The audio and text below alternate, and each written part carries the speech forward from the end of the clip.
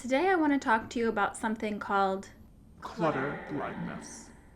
Welcome to my channel. I'm Jenny Willoughby, and I make videos sharing insights on finding balance, resilience, and growth in everyday life. In today's video, we're going to tackle the topic of clutter blindness. Let's get into it. My home is generally clean. I am a tidy person. Right now I'm working on minimizing and getting rid of all of the objects I have, but I wouldn't necessarily say that I am a dirty or disorganized person. However, there are areas of my home that have piles of things or little collections squirreled away that I am no longer able to see. Clutter blindness. As you walk through each room, there are bags of collections of items that I just am no longer able to see. Right here in the kitchen, I have, let's not look at that, dinner from last night. And I have an overflow of cat food stored under this cabinet. Back here in this cabinet, I have any number of things that I just don't want other people to see. And so I throw them into this deep dungeon, cavernous black hole, never to be seen by me again. If I'm being honest, I don't think that cabinet was constructed very well. It goes really far back there, so whatever. We just throw it in there and never think about it again. As we go into the living room, there's also just little piles and little hidden items. Back here in the fireplace, I have a picture to hide some things. I have stacks of papers in various locations. I have collections of books and other knickknacks squirreled away in different boxes, hidden. But the thing here is, I don't look at these things. I don't even know what they are. It's just when I'm tidying, when company comes over, I take them, I put them in the box, and then I never think about them again. It's clutter blindness. Over here in this cabinet, I have, again, I guess it's a junk cabinet, I don't know, an assortment of belongings shoved in there. My hallway is also sort of an assortment of junk drawers. Technically it's supposed to be for shoes, but tell me why I have envelopes and cords in here. And over in this one is, I don't know, there's some sunglasses shoved down in there. It's crazy. Okay, and then behind this curtain, I have bags and boxes that have been sitting here for a couple of weeks, if I'm being honest. In this cabinet, I have towels and sheets and other things squirreled away behind them that I've been meaning to go through and get rid of pretty much since I moved into this apartment years ago. It's so interesting how when you live in a home that is generally clean and tidy, you don't think about all of the different items that you have hidden away.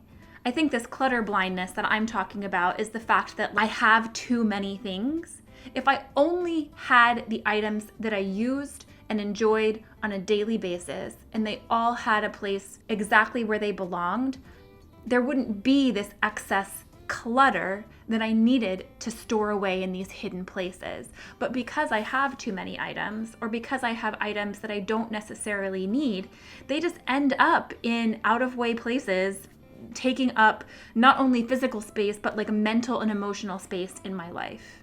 And now we'll get into the bedroom. Here in the bedroom, we start under the bed, and there is shoes, a rug I've been meaning to get rid of, a gift that I never quite fully put away. I mean, it goes deep under here. I've heard it's bad feng shui to sleep with items under your bed, but look at what we're dealing with.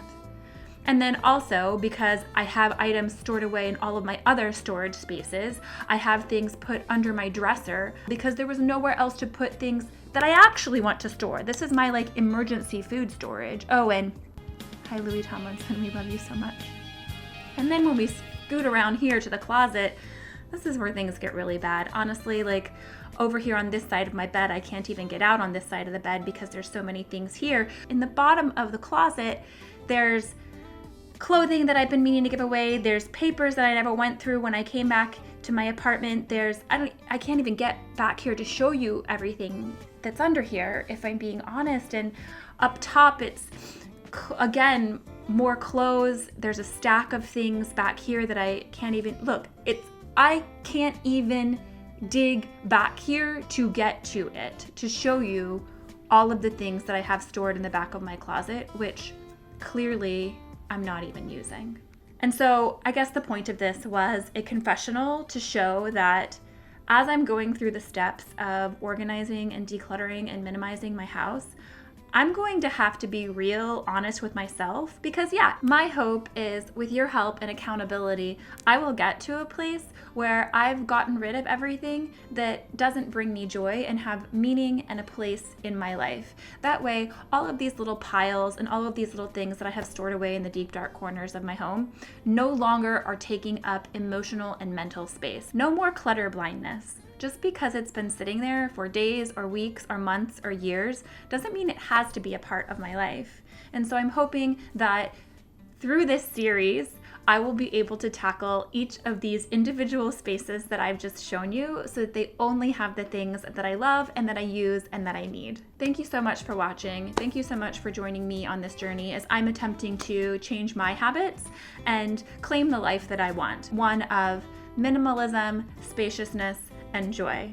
I hope that you'll subscribe and you'll continue to join me on this journey.